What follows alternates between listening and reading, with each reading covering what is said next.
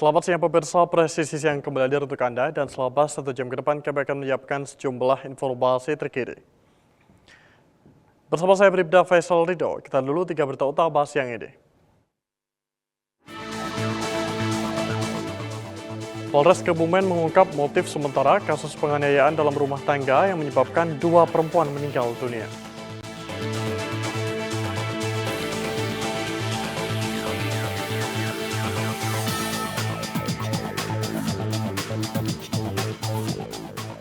Polres Natuna menyalurkan bantuan air bersih kepada masyarakat di kawasan sentra perikanan.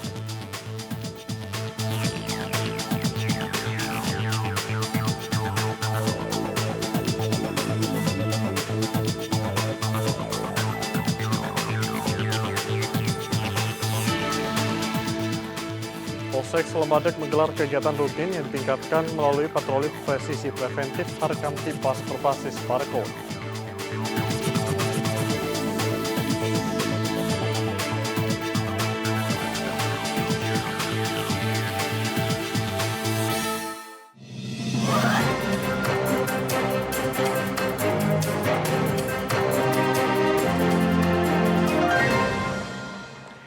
Di informasi pertama, pemirsa Polres Kebumen mengungkap motif sementara kasus penganiayaan dalam rumah tangga yang menyebabkan 2 perempuan meninggal dunia di Desa Jogobulyo, Kecamatan Buayan, Kabupaten Kebumen.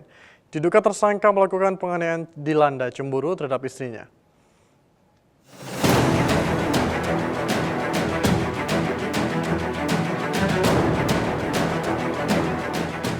Tersangka berinisial SP, usia 28 tahun, diduga melakukan penganiayaan karena dilanda cemburu terhadap istrinya EP, usia 33 tahun, yang diduga dekat dengan laki-laki lain. Kasat Reskrim Polres Kebumen AKP Kanzi Fatan mengatakan, peristiwa bermula saat terjadi percekcokan di rumah mereka pada Selasa pagi. Dalam kondisi emosi, tersangka mengambil besi ulir sepanjang 37 cm yang berada di dekat kamar mandi. Besi tersebut digunakan untuk memukul korban EP pada bagian tengkuk dan kepala belakang hingga mengalami luka serius. Tak lama kemudian, PA usia 52 tahun, ibu dari EP masuk ke kamar setelah mendengar teriakan anaknya. Namun saat berusaha menolong, PA justru menjadi sasaran berikutnya dan dipukul berkali-kali pada bagian kepala. Akibat penganiayaan tersebut, kedua korban mengalami luka berat dan pendarahan hebat. Keduanya sempat dilarikan ke Rumah Sakit Purbowangi Buayan menggunakan ambulans desa. Namun nyawa keduanya tidak tertolong. Setelah kejadian, tersangka turut mengantar korban ke rumah sakit dan berhasil diamankan petugas di lokasi. Polisi telah mengamankan barang bukti berupa besi ulir dan saat ini kedua korban masih menjalani proses otopsi untuk kepentingan penyelidikan lebih lanjut. Atas perbuatannya, tersangka dijerat pasal 44 ayat 3 junto pasal 5 huruf A Undang-Undang Nomor 23 Tahun 2004 tentang penghapusan kekerasan dalam rumah tangga dengan ancaman hukuman pidana penjara 15 tahun. Dari Humas Polres Kebumen, melaporkan untuk Polri TV.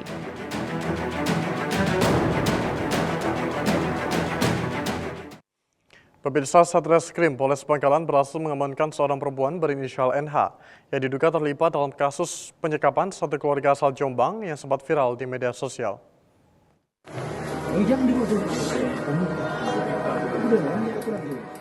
Satreskrim Polres Bangkalan berhasil mengamankan seorang saksi berinisial NH yang diduga terlibat dalam kasus penyekapan satu keluarga asal Jombang di wilayah Kecamatan Socah, Bangkalan. Kasus yang sempat viral di media sosial tersebut diketahui bermula dari Kabupaten Jombang, di mana para korban diduga disekap di wilayah Bangkalan.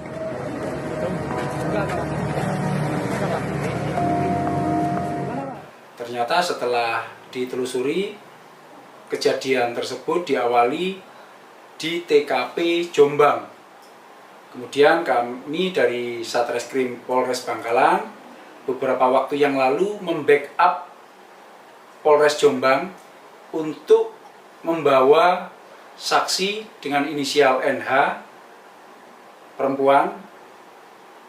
Selanjutnya kami bekerja sama dengan Polres Jombang membawa yang bersangkutan dan saat ini terhadap saudari NH sudah dibawa ke Polres Jombang, yang mana dasar kami membackup Polres Jombang atas permintaan bantuan membawa saudara NH sebagai saksi. Sebelum diamankan, NH diketahui sempat mangkir dari panggilan resmi penyidik Polres Jombang. Setelah berkoordinasi antar satuan, Polres Bangkalan berhasil mengamankan saksi saat berada dalam perjalanan. Polisi saat ini masih terus mendalami peran dan keterlibatan pihak-pihak lain dalam kasus penyekapan yang menjadi perhatian publik tersebut. Dari Humas Polres Bangkalan, Polda Jawa Timur melaporkan untuk Polri TV. Ditres Cyber Polda Jawa Timur berhasil mengungkap sindikat penyalahgunaan data pribadi untuk registrasi SIM card ilegal. 3 tersangka diamankan dari Bali dan di Kalimantan Selatan. Berikut Bribda Chandra melaporkan untuk Anda. Pemirsa, Ditres Cyber Polda Jawa Timur berhasil mengungkap kasus tindak pidana manipulasi data dan penyalahgunaan data pribadi dengan modus registrasi SIM card menggunakan identitas milik orang lain untuk diperjualbelikan.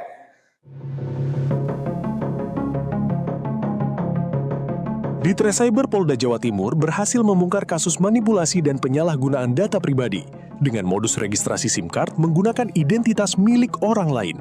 Dalam pengungkapan tersebut, polisi mengamankan 3 orang tersangka yang ditangkap di Denpasar, Bali dan Kabupaten Tanah Laut, Kalimantan Selatan, yakni DBS, IGVS, dan MA, yang masing-masing memiliki peran berbeda, mulai dari pembuat website, admin, hingga meregistrasi SIM card.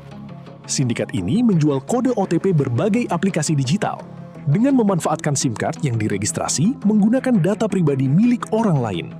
Kode OTP tersebut diduga digunakan untuk berbagai kejahatan siber, seperti phishing, scamming, judi online, pinjaman online ilegal, hingga pengambil alihan akun media sosial.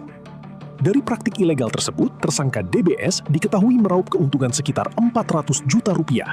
Sedangkan total keuntungan jaringan diperkirakan mencapai 1,2 miliar rupiah.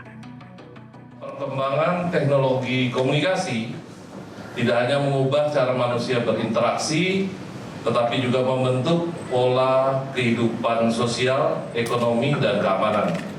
Sejalan dengan perkembangan tersebut, ancaman kejahatan cyber juga semakin kompleks, termasuk tentunya dengan kejahatan manipulasi maupun penyalahgunaan data pribadi yang secara umum dapat mengakibatkan kerugian kepada masyarakat secara luas, baik dari aspek psikologis maupun material.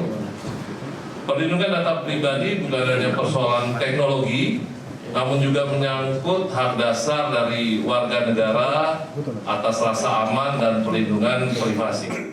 Dari pengungkapan ini, polisi masih mendalami kemungkinan keterlibatan oknum provider telekomunikasi dalam penerbitan ribuan SIM card menggunakan data orang lain. Sementara itu, akibat perbuatannya, para tersangka dijerat Undang-Undang Informasi dan Transaksi Elektronik dengan ancaman hukuman maksimal 12 tahun penjara dan denda hingga 12 miliar rupiah.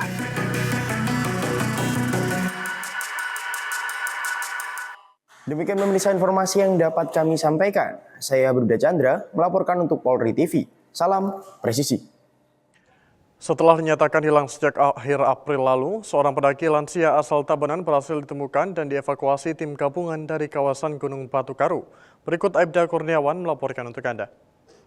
Petugas tim gabungan dari Satpolda Bali, Satsamapta, dan Polairut, Polres Tabanan, Polsek Slemadeg, Basarnas, Provinsi Bali, BPPD, dan relawan masyarakat lainnya, dipimpin Kapolsek Slemadeg Kompol Imade Subadi SH, melaksanakan evakuasi jenazah pendaki lansia Imade Nibie yang hilang di Gunung Batu Garu, asal Banjar Cigaran, Desa Jegu, Kecamatan Penebel, Kabupaten Tabanan. Tim gabungan yang terdiri dari TNI Polri, Basarnas, BPBD, dan relawan berhasil menemukan dan mengevakuasi jenazah Imade Dibia, pendaki berusia 84 tahun yang dinyatakan hilang sejak 25 April 2026 di kawasan Gunung Batu Karu. Operasi kemanusiaan dipusatkan di kawasan Pura Jatiluwih, Desa Wanagiri, Kecamatan Slemadeg, Tabanan, dan melibatkan 47 personel gabungan. Penyisiran dipimpin Kapolsek Slemadeg Kompol Imade Subadi bersama tim Basarnas Bali, dengan menembus medan pegunungan yang cukup berat dan terjal. Jenazah korban ditemukan pada Minggu 10 Mei 2026, sekitar pukul 10.30 waktu Indonesia Tengah. Proses evakuasi dilakukan menggunakan teknik vertical rescue, di mana personel rescuer diturunkan menggunakan sistem tali untuk membungkus dan mengangkat jenazah dari lokasi penemuan. Setelah korban berhasil dievakuasi, operasi SAR di kawasan Gunung Batu Karu resmi dinyatakan berakhir. Seluruh personel dikembalikan ke satuan masing-masing. Pihak keluarga telah menerima kejadian tersebut sebagai musibah. Sementara selama proses evakuasi berlangsung, situasi terpantau aman dan kondusif.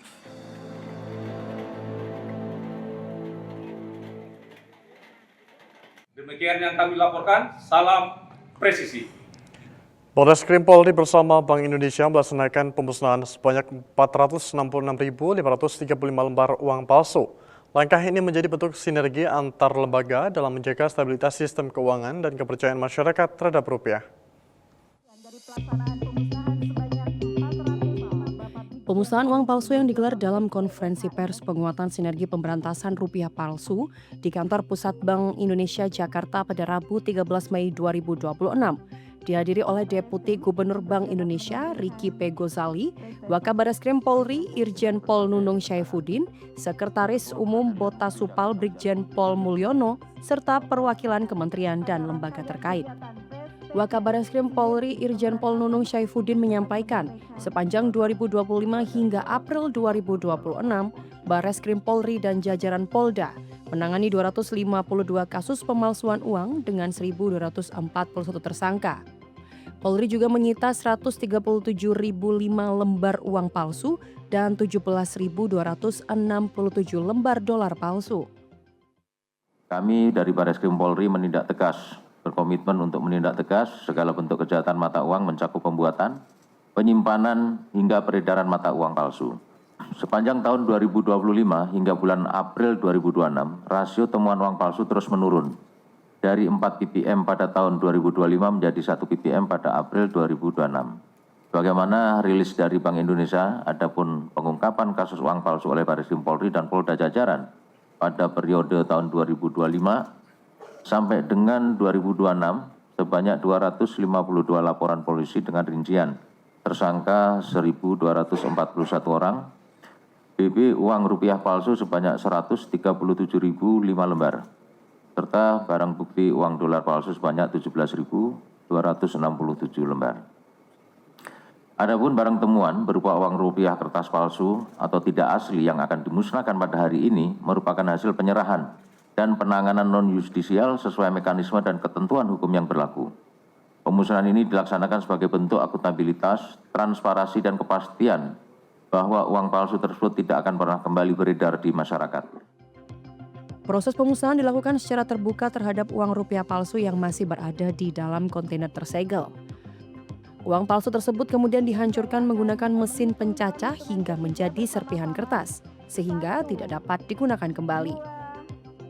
Melalui sinergi antara Polri, Bank Indonesia, Bota Supal, dan kementerian serta lembaga terkait, diharapkan penanganan kejahatan uang palsu semakin optimal. Langkah ini juga menegaskan komitmen bersama dalam menjaga stabilitas sistem keuangan dan kepercayaan masyarakat terhadap rupiah. Dari Jakarta, Aisyah Baharsya, Bernardus Linggo, Polri TV. Ditreskrim Sus Polda Metro Jaya bersama Bea Cukai Tanjung Priok berhasil menggagalkan upaya penyelundupan merkuri atau air raksa seberat lebih dari 1 ton yang akan dikirim ke Filipina. Dalam kasus ini, polisi menetapkan 2 orang tersangka dan menyita ratusan botol merkuri yang disembunyikan di dalam gulungan karpet. Pengungkapan kasus penyelundupan merkuri atau air raksa seberat lebih dari 1 ton ini disampaikan dalam konferensi pers di Polda Metro Jaya pada 13 Mei 2026 oleh Direktur Reserse Kriminal Khusus Polda Metro Jaya, Kombes Pol Victor D. Megbon. Pengungkapan bermula pada 21 April 2026 saat pihak kepolisian bersama Bea Cukai Tanjung Priok melakukan pemeriksaan terhadap sebuah peti kemas di posko pemeriksaan Bea Cukai Tanjung Priok, Jakarta Utara. Dari hasil pemeriksaan, petugas menemukan ketidaksesuaian antara dokumen ekspor dengan isi barang di dalam kontainer berkapasitas 40 feet yang berisi 760 botol cairan berwarna perak bertuliskan Mercury Gold 1 kilo yang disembunyikan dalam selongsong karton dan disisipkan di antara 145 gulungan karpet dengan tujuan ekspor ke negara Filipina. Lebih lanjut, Dirkrimsus Polda Metro Jaya mengatakan, praktik pengiriman merkuri ke Filipina ini diduga sudah berlangsung sejak tahun 2021 dan masih terus didalami oleh penyidik. Pada tanggal 21 April 2026 itu berhasil mengungkap penyelundupan merkuri sejumlah kurang lebih hampir 1 ton. Ya. Jadi itu baik dalam bentuk padat maupun dalam bentuk cair. Kemudian ini juga keberhasilan bersama dengan Bea Cukai yang ada di Tanjung Priuk, itu kita bisa mengamankan tadi ada satu di dalam di satu kontainer ya, satu kontainer 40 feet. Kemudian juga ini kita mengamankan ada 2 tersangka yang sekarang ini dalam proses penyidikan ya, dan juga dalam proses pemberkasan tentunya. Ini rencana barang ini mau diselundupkan ke daerah Davao, Filipina. Ya, memang di sana juga digunakan ya, salah satunya itu untuk pemurnian emas. Ungkap memang yang dicurigai ini juga pemain-pemain lama juga, yang mana tadi dari tahun 2021 ya, yang bersangkutan juga melaksanakan modus operandi penyelundupan ke daerah Filipina. Dari media mana? Melalui pengungkapan ini, Polda Metro Jaya menegaskan akan terus memperkuat sinergi bersama Bea Cukai dan instansi terkait untuk memberantas penyelundupan hasil tambang ilegal, khususnya merkuri, demi menjaga keselamatan masyarakat dan melindungi kekayaan alam Indonesia. Dari Jakarta, Jelang Baskara Alpi Yuda, Polri TV. Presisi yang akan segera kembali, tetaplah bersama kami.